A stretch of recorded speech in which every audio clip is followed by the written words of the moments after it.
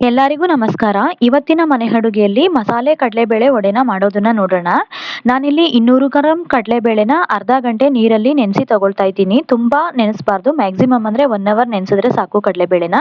ಮೊದಲಿಗೆ ಮಸಾಲೆ ರುಬ್ಕೊಳ್ಳೋದಕ್ಕೆ ಒಂದು ಚಿಕ್ಕ ಈರುಳ್ಳಿ, 6 ಎಸಳು ಬೆಳ್ಳುಳ್ಳಿ, 1/4 ಇಂಚು ಶುಂಠಿ, ಅರ್ಧ ಇಂಚು ಚಕ್ಕೆ, 2 ಲವಂಗ, 2 ಒಣಮೆಣಸಿನಕಾಯಿ, 2 ಬ್ಯಾಡಗಿ ಮೆಣಸಿನಕಾಯಿ, ರುಚಿಗೆ ತಕ್ಕಷ್ಟು ಉಪ್ಪು, 1/4 ಸ್ಪೂನ್ ಸೋಂಪು, 1/4 ಸ್ಪೂನ್ ಜೀರಿಗೆ ಹಾಕಿ ಸ್ವಲ್ಪನೂ ನೀರನ್ನ ಸೇರಿಸ್ತೇನೆ ರುಬ್ಬಿ ಇಟ್ಕೊಳ್ತಾ ಇದ್ದೀನಿ. ಇವಾಗ ಕಡಲೆಬೇಳೆ ಅರ್ಧ ಗಂಟೆ ನೆಂದಾಗಿದೆ. ಸ್ವಲ್ಪನೂ ನೀರಿಲ್ಲದೆ ಇರೋ ಥರ ಡ್ರೈನ್ ಮಾಡಿ ತಗೊಂಡಿದ್ದೀನಿ. ರುಬ್ಬಿ ಎತ್ತಿಟ್ಕೊಂಡಿರೋ ಮಸಾಲೆ ಹಾಗೇನೆ ಅರ್ಧ ಕಡಲೆಬೇಳೆನ ತರಿಯಾಗಿ ರುಬ್ಬಿ ಇಟ್ಕೊಳ್ತಾ ಇದ್ದೀನಿ.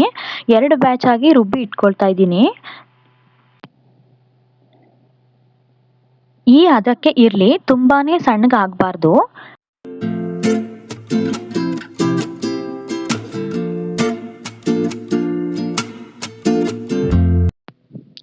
ಮಿಕ್ಸಿಂಗ್ ಬೌಲ್ಗೆ ಸೇರಿಸಿ ಇದಕ್ಕೆ ಒಂದು ಸಣ್ಣದಾಗಿ ಕತ್ತರಿಸಿದ ಈರುಳ್ಳಿ, ಸ್ವಲ್ಪ ಕತ್ತರಿಸಿದ ನುಗ್ಗೆ ಸೊಪ್ಪು, ಕೊತ್ತಂಬರಿ ಸೊಪ್ಪು, ಸ್ವಲ್ಪ ಕರಿಬೇವಿನ ಸೊಪ್ಪನ್ನ ಸೇರಿಸಿ ಚೆನ್ನಾಗಿ ಮಿಕ್ಸ್ ಮಾಡಿ ಸಣ್ಣ ಸಣ್ಣ ಉಂಡೆಗಳನ್ನಾಗಿ ಮಾಡಿ ಇಟ್ಕೊಳ್ತಾ ಇದ್ದೀನಿ.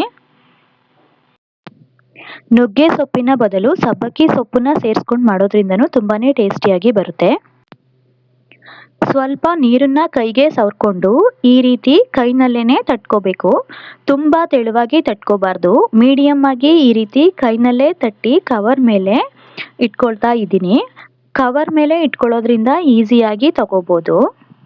ನೆಕ್ಸ್ಟ್ ಒಂದು ಪ್ಯಾನ್ನಲ್ಲಿ ಎಣ್ಣೆ ಬಿಸಿ ಮಾಡಿ, ಎಣ್ಣೆ ಬಿಸಿಯಾದ ನಂತರ ವಡೆಗಳನ್ನು ಹಾಕೊಳ್ಳೋಣ. ಈ ರೀತಿ ಬಣ್ಣ ಚೇಂಜ್ ಆಗದ ಮೇಲೆ ತಿರುವಾಕೊಳ್ಳಿ. ಸ್ವಲ್ಪ ಗೋಲ್ಡನ್ ಬ್ರೌನ್ ಬರೋವರೆಗೂ ಕರ್ಕೊಳ್ಳಿ. ತುಂಬಾನೇ ಬೇಯಿಸೋಕೆ ಹೋಗ್ಬಾರ್ದು, ಕಪ್ಪಾಗ್ಬಿಡುತ್ತೆ.